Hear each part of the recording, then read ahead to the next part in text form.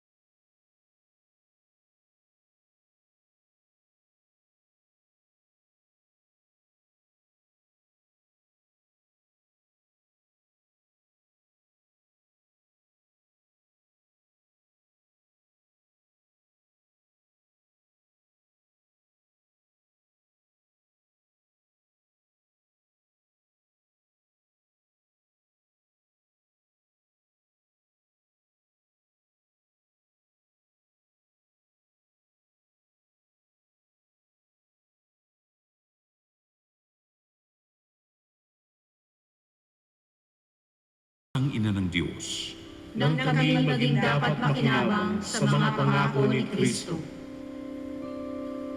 manalangin tayo.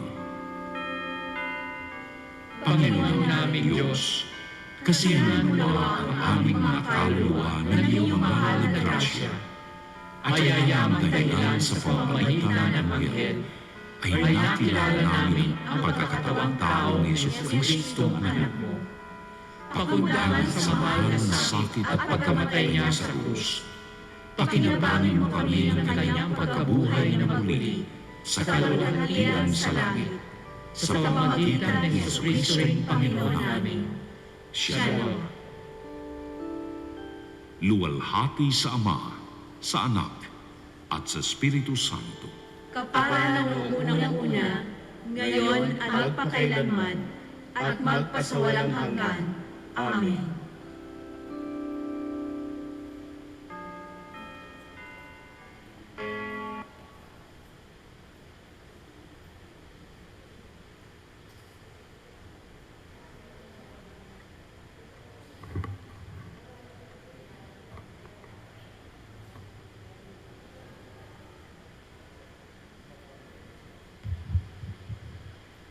Magandang gabi po sa inyong lahat. Tayo po ngayon ay nasa ikalawang linggo ng Kwaresma.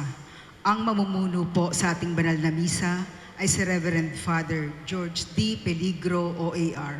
Magsitayo ang lahat.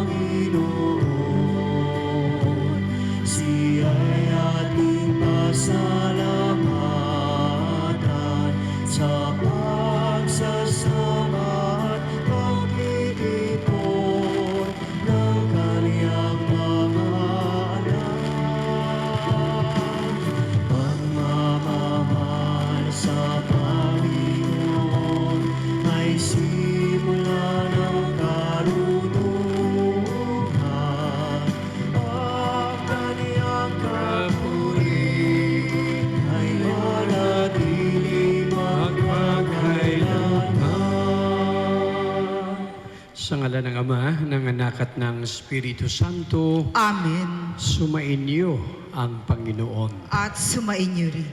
Sabay-sabay nating pagsisihan ang ating nagawang kasalanan. Humingi tayo sa Panginoon ng kapatawaran.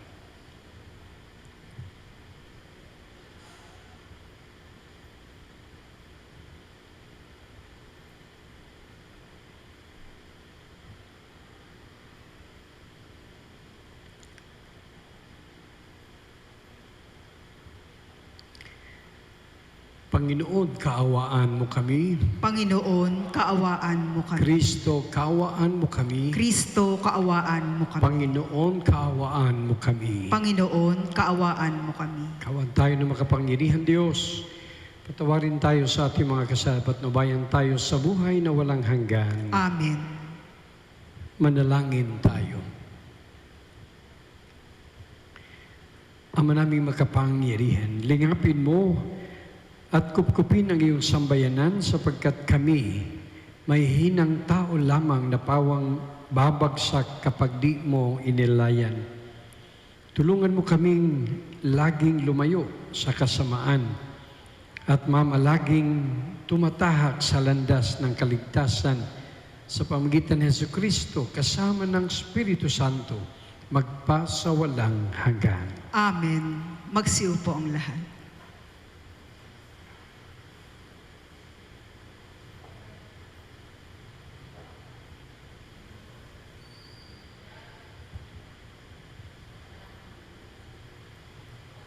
Pagbasa mula sa aklat ni Propeta Isaías. Mga pinuno ng Sodoma, Pakinggan ninyo ang sinasabi ng Panginoon. Mga namamayan sa Gomora, pakinggan ninyo ang aral ng ating Diyos. Magpakabuti na kayo, magbalik loob sa akin. Talikdan na ninyo ang masasamang gawain. Tumigil na kayo sa paggawa ng masama. Pag-aralan ninyong gumawa ng mabuti. Pairalin ang katarungan, itigil ang pang-aapi. Tulungan ang mga ulila. Ipagtanggol ang mga balo. Halik kayo at magliwanagan tayo. Gaano man karami ang inyong kasalanan. Handa akong ipatawad ang lahat ng iyan, kahit na kayo'y maruming-marumi sa kasalanan. Kayo'y magiging busilak sa kaputian, kung kayo'y susunod at tatalima. Pasasaganain ko ang ani ng inyong lupain. Ngunit kung magpapatuloy kayo sa inyong pagsuway, ay tiyak na kayo'y mamamatay. Ito ang sabi ng Panginoon. Ang salita ng Diyos. Salamat sa Diyos. Ang masunurin sa Diyos ay sasagipin niyang lubos. Ang masunurin sa Diyos ay sasagipin niyang lubos. Hindi ako nagagalit dahilan sa inyong handog, ni sa inyong mga haing sa dambanay sinusunog. Bagamat ang mga toro'y hindi ko na kailangan, maging mga kambing at ang inyong mga kawan. Ang masunurin sa Diyos ay sasagipin niyang lubos. Bakit ninyo inuusal yaong aking mga utos? At bakit ang paksa ninyo ay sa tipan natutungod? Pag kayo ay tinutuwid, agad kayong napupuot, at ni ayaw na tanggapin yaong aking mga utos. Ang masunurin sa Diyos ay sasagipin niyang lubos. Kahit ito ay ginawa, hindi kayo alumana. Kaya naman ang akala, kayo't ako'y magkaisa. Ngunit ngayon, panahon ng kayo'y aking pagwikaan, upang inyong maunawa ang ginawang kamalian. Ang parangal na nais ko na sa aking ihahain, ay handog ng pasalamat, pagpupuring walang maliw. Akin namang ililigtas ang lahat na masunurin. Ang masunurin sa Diyos ay sasagipin niyang lubos. Magsitayo ang lahat.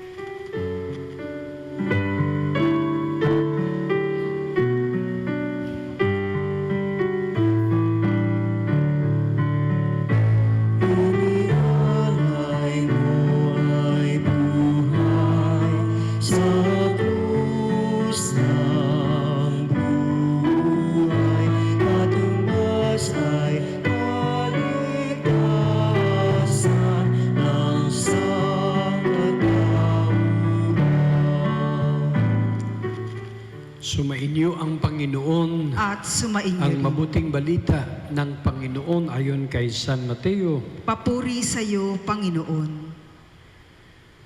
Nung panong iyon, sinabi ni Jesus sa mga tao at sa kanyang mga alagad, ang mga eskriba at ang mga pariseyo ang kinikilalang tagapagpaliwanag ng kautusan ni Moises. Kaya't gawin ninyo ang itinuturo nila at sundin ang kanilang iniutos. Ngunit, huwag ninyong tularan ang kanilang gawa sapagkat hindi nila isinasagawa ang kanilang ipinangaral. Nagbibigay sila ng mabibigat na dalahin at ipinapasan sa mga tao. Ngunit ni daliri ay ayaw nilang igalaw upang tumulong sa pagdadala ng mga iyon. Pawang pakitang tao ang kanilang mga gawa. Nilalaparan nila ang kanilang mga pilakterya at hinahabaan ang palawit sa laylayan ng kanilang mga damit. Ang ibig nila ay ang mga upuang pandangal sa mga piging at ang mga tanging luklukan sa mga sinagoga. Ang ibig nila'y pagpugayan sila sa mga liwasang bayan at tawaging guro. Ngunit kayo, huwag kayong patawag na guro sapagkat iisa ang inyong guro at kayong lahat ay magkakapatid. At huwag ninyong tawaging ama ang sino mang tao sa lupa sapagkat iisa ang inyong ama, ang amang nasa langit. Huwag kayong patawag na tagapagturo sapagkat iisa ang inyong tagapagturo, ang Mesiyas. Ang pinakadakila sa inyo ay dapat maging lingkod ninyo.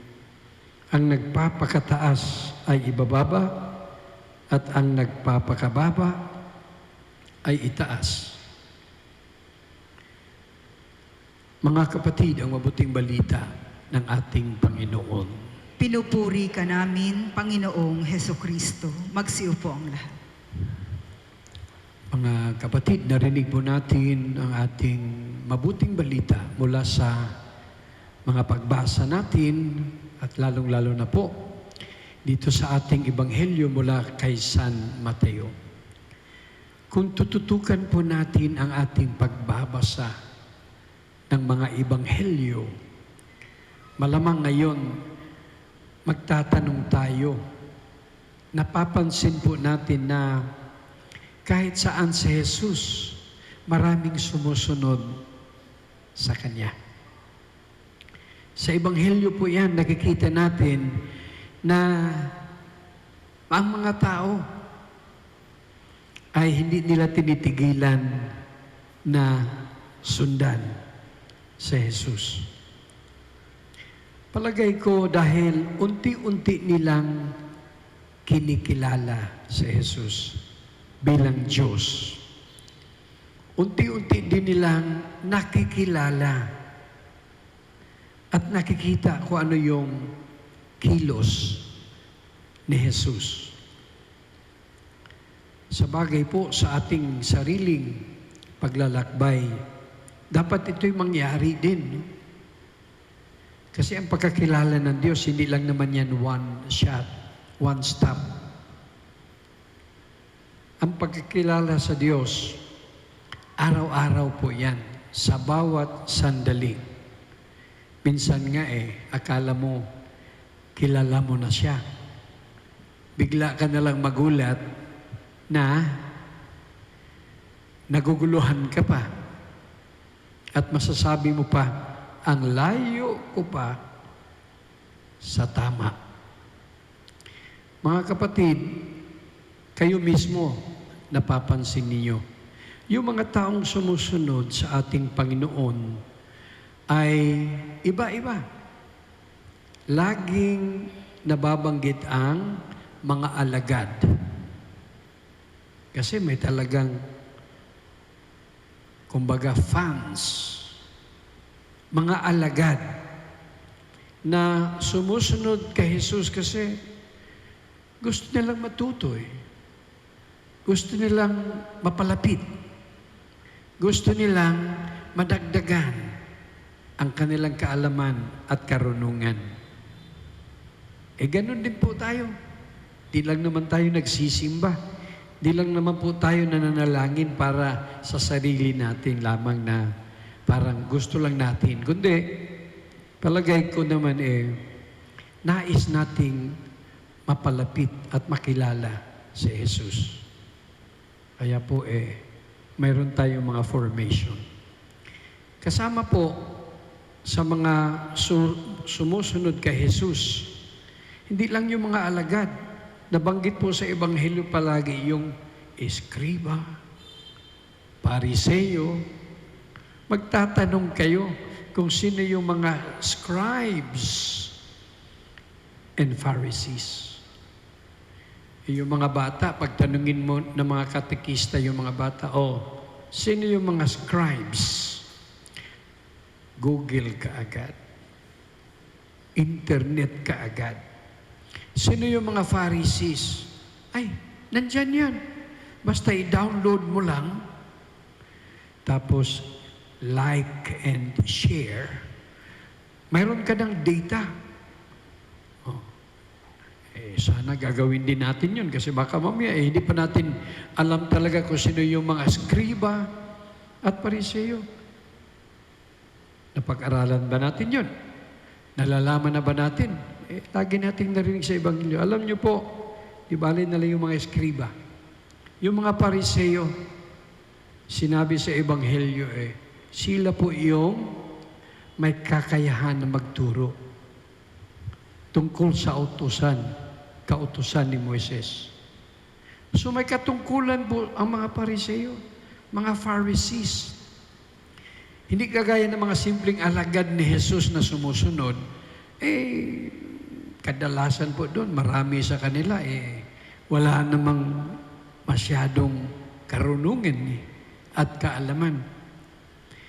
Parang puso sa puso na lang, hindi yung isip sa isip. Ito mga pariseo, matatalino nga naman, marami silang alam, pero sila yung grupo na laging, kumbaga, nasa kabila ni Jesus.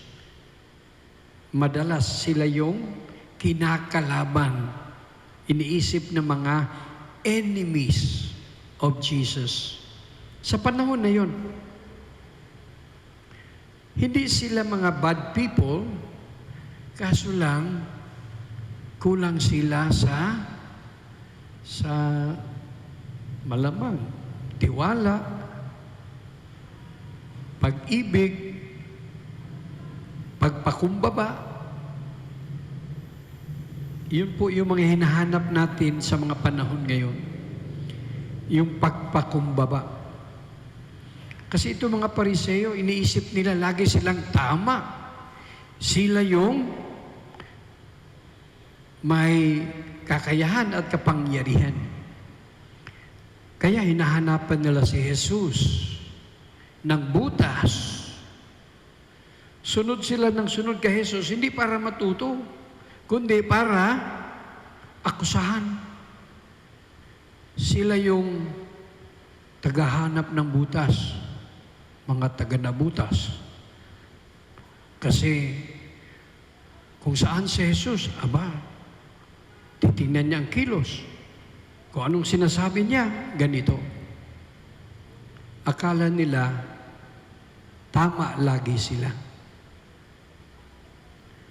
Kaya sinasabi natin minsan, hindi lahat ng tama. Sana po maging pagnilay natin ito. Kasi yung mga pariseo, akala nila lagi silang tumama sa kanilang tama. Pero mayroon palang tama na hindi tumama. Naku po, baka naguguluhan kayo sa sinasabi ko. Pero, simple lang po niyan. Hindi porket tama ka, yun, isusulong mo lagi yun. Kailangan medyo marunong ka na mag-apply.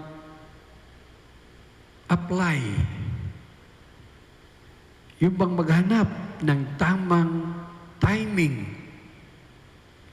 Yun yata yung kulang ng mga pariseo dahil sobra silang mapakatas. Mga may pride.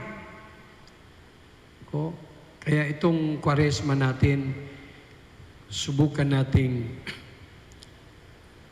matanggal-tanggal yung ating pride. Meron bang mayabang dito sa inyo? Pakitaas ng kamay, sino yung mayabang sa inyo? Ako lang. Ibahin ko yung tanong. Sino ba sa inyong simple at mapakumbaba, taas ng kamay? Wala din. Kaya kailangan tayo ng Kwaresma kasi hindi natin alam kung mayabang ba tayo o mapagpakumbaba. Pero alam natin, the way to heaven is the way of humility. yung ating daan patungo sa kaharian ay hindi yung pagpapakataas, kundi pagpapakababa. Alam niyo yung mga Pariseo sa English, tinatawag na Pharisee. Sa aking klase sa seminaryo, binibiro ko yung mga estudyante. Alam niyo bakit tinawag silang Pharisee? Kasi ang nakikita nila, puro malayo. Far, I see. Hindi nila nakikita yung kalooban nila. Gusto nilang laging nasa labas. Pag halimbawa may piyesta, gusto nila, nandun sila, nangunguna. Kaya yung mga Pharisee, far I see.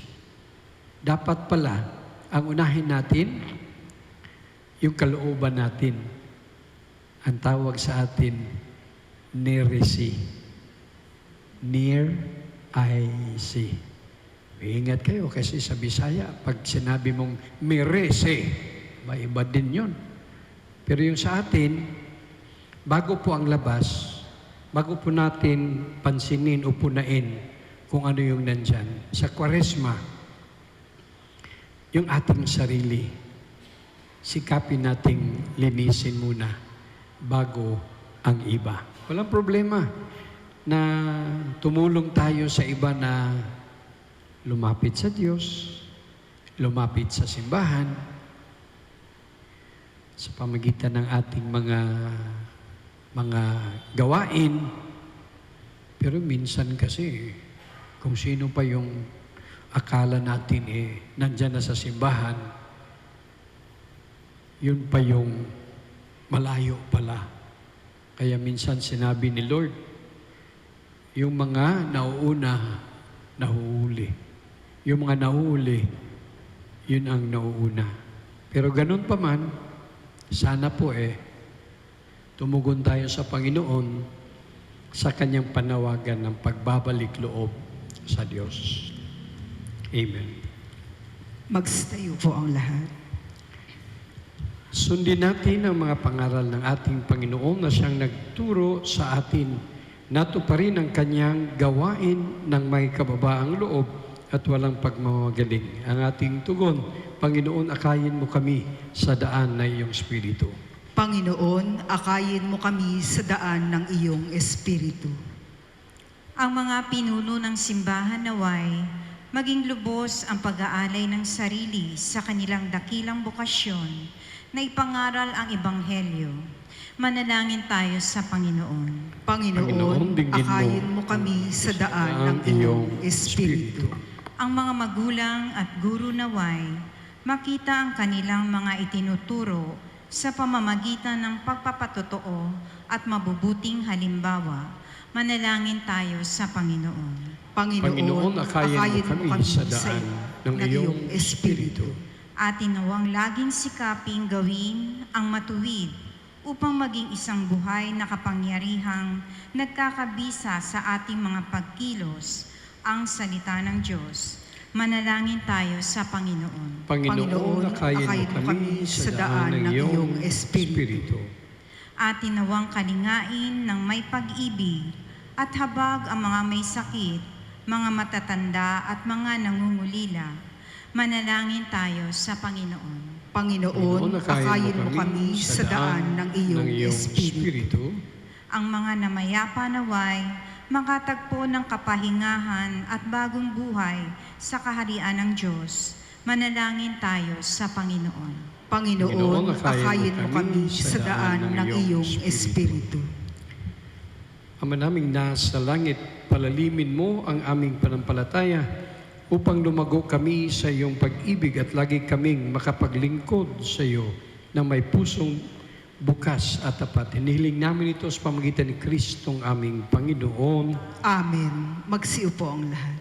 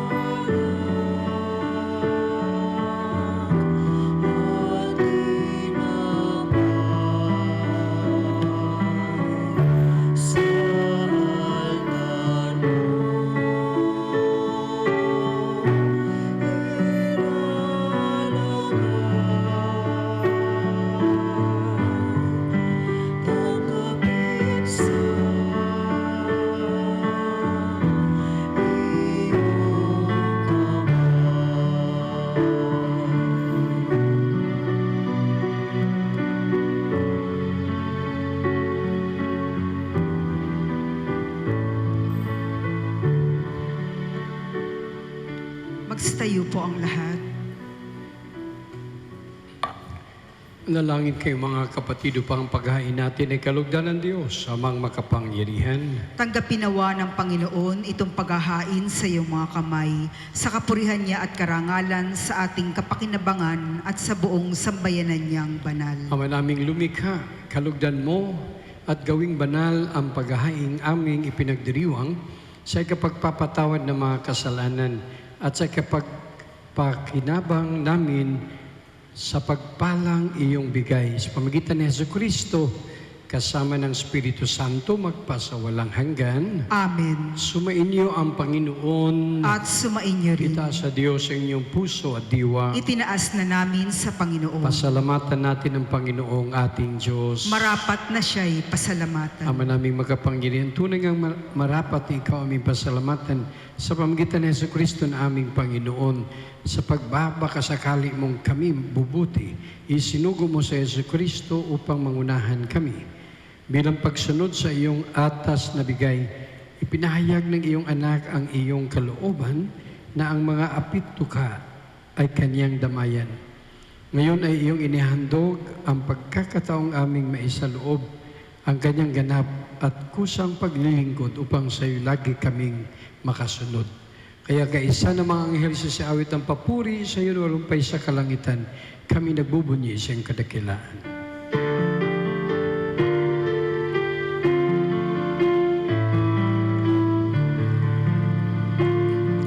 Santo, Santo, Santo, Panginoong Diyos na makapangyarihan, napupuno ang langit at lupa ng kaluwalhatian mo. Hosana sa kaitaasan,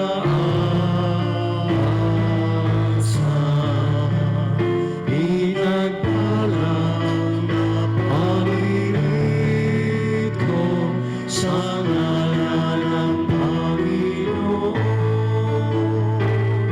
Hosana sa kaitaasan.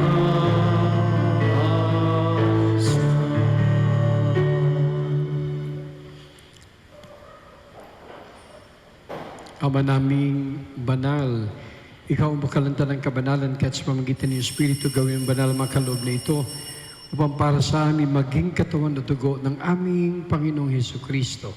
Bago niya pinagtisang kusang loob na maging handog, hinawakan niya ang tinapay, pinasalamatan kanya, pinaghati-hati niya iyon. Inaabot sa kanya mga alagad at sinabi, tanggapin niyo lahat ito at kanin ito ang aking katawan na ihandog para sa inyo.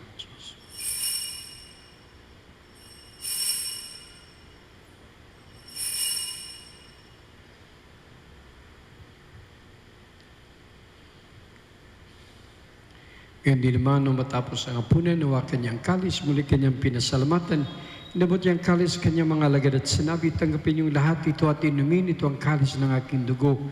Nang bagot walang hanggang tipan, ang aking dugo na ibubuhos para sa inyo at para sa lahat sa kapagpapatawad ng mga kasalanan, gawin ninyo ito sa pag-alala sa akin.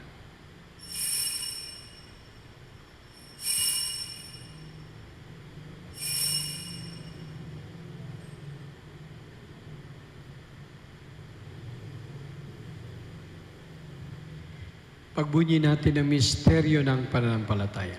Si Kristo'y namatay, si Kristo'y nabuhay, si Kristo'y babalik sa wakas ng panahon. Ama, ginagawa namin ngayon ang pag-alala sa pagkamatay at muling pagkabuhay ng iyong anak. Kaya tinaalay namin sa iyong tinapay nagbibigay buhay at ang kalis kaloob ng kaligtasan. Kami nagpapasalamat at kami minarapat na tumayo sa harap mo para maglingkod sa iyo. Isinasamo namin kami magsalo-salo sa katawan at dugo ni Kristo. Ay mabuklod sa pagkaisa sa pamagitan ng Espiritu Santo. Ang malingapin mong simbang laganap sa buong daigdig, puspusin mo kami sa pag-ibig. Kay San Francisco na aming Papa, ni Broderick na aming administrador at ng Tanang Kaparian. Alahanin mo rin mga kapatid naming nahimlay na may pag-asang sila'y muling mabubuhay, gayon din ang lahat ng mga pumanaw. Kawan mo sila at patuloy sa iyong kaliwanagan. Kawan mo at dapatin kaming lahat na makasalo sa iyong buhay na walang wakas.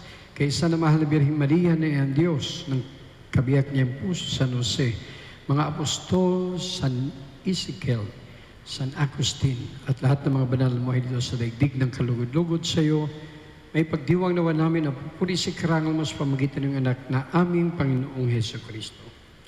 Sa pamagitan ni Kristo, kasama niya at sa Kanya, ang lahat ng parangal at papuri ay sa iyo, Diyos sa mga makapangyarihan, kasama ng Espiritu Santo, magpasawalang hanggan. Amen. Magsitayo po ang lahat. Sa tagubili ng mga nakagaling na utos sa turo ni Jesus, Panginoon natin Diyos, pahayag natin ng lakas loob.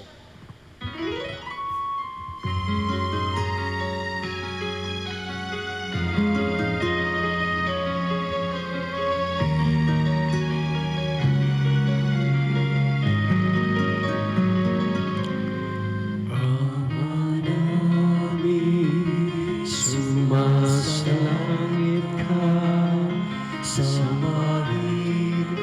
ang ngalan mo, mapasa amin ang kaharian mo, sundin ang loob mo, dito sa lupa alang sa langit, bigyan mo kami ngayon ng aming kakanin sa araw-araw at patawarin mo kami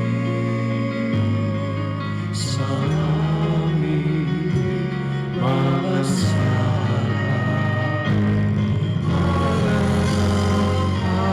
Mapatawad namin sa nagkakasala sa amin, at huwag mo kami paintulot sa tukso,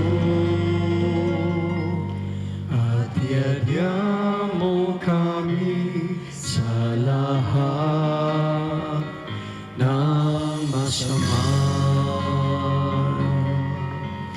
Hiniling namin kay Medias lahat na masama, pagkalooban ng kapayapaan araw-araw, iligtas ka sa tilo sa lahat ng kapahamakan, samantalang aming pinanabikan kilang araw ng pagpapahayag ng kapagligtas namin sa Yesu Kristo.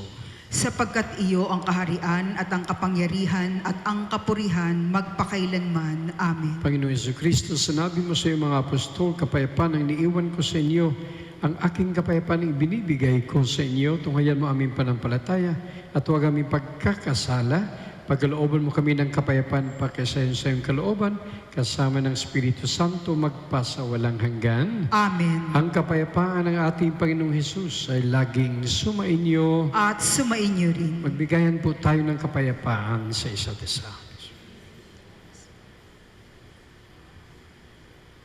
Kordero ng Diyos na nag-aalis ng mga kasalanan ng sanlibutan, maawa ka sa amin.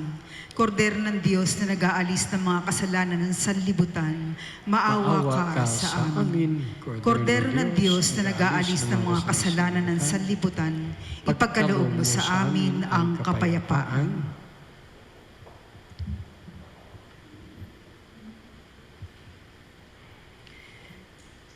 Mga kapatid, narito ang kordero ng Diyos, ang ating Panginoong Hesus.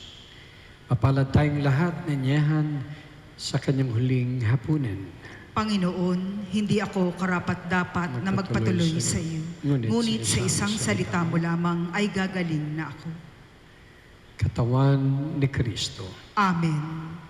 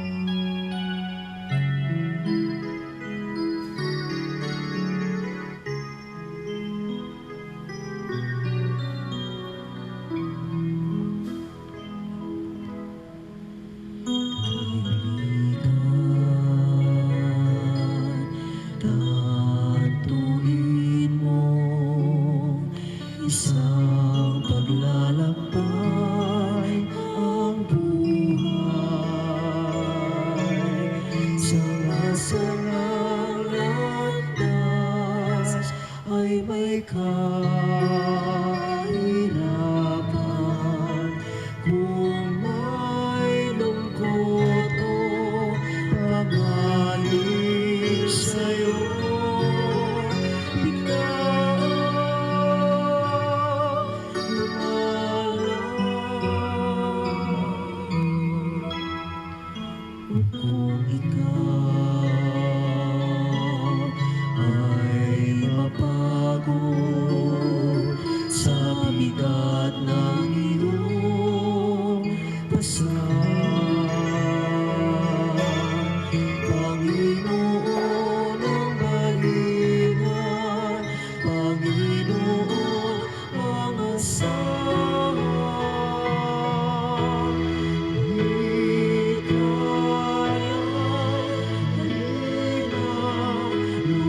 Lumapit sa akin, kayong mga napapagalanging pag-ibig, kawaing bigat ng iyong pasanin ay aking pagkakalit. Halina,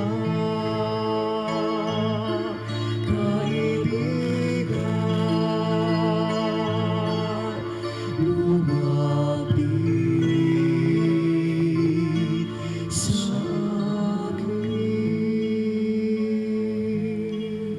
Magstayo po ang lahat. Manalangin tayo. Ama naming mapagmahal, sa aming banal na pagsasalong ito, katapatan sa pamuhay namin, dagdagan mo. At tulungan mong kami mamalaging kalugod-lugod sa iyo, sa pamamagitan ni Jesucristo kasama ng Espiritu Santo, magpa sa walang hanggan. Amen. Magpasalamat tayo kung tayo ay tama, pero wag po nating kalimutan, lahat ng tama, hindi sa lahat ng panahon ay yun lang ang tama. Ang importante, ang katotohanan mula sa karunungan ng Diyos. Sumainyo ang Panginoon. At sumainyo At rin. pagpalain kayo ng makapangyarihan Diyos, Ama, Anak at Espiritu Santo, Amen. humayo kayong mapayapa. Salamat sa Diyos.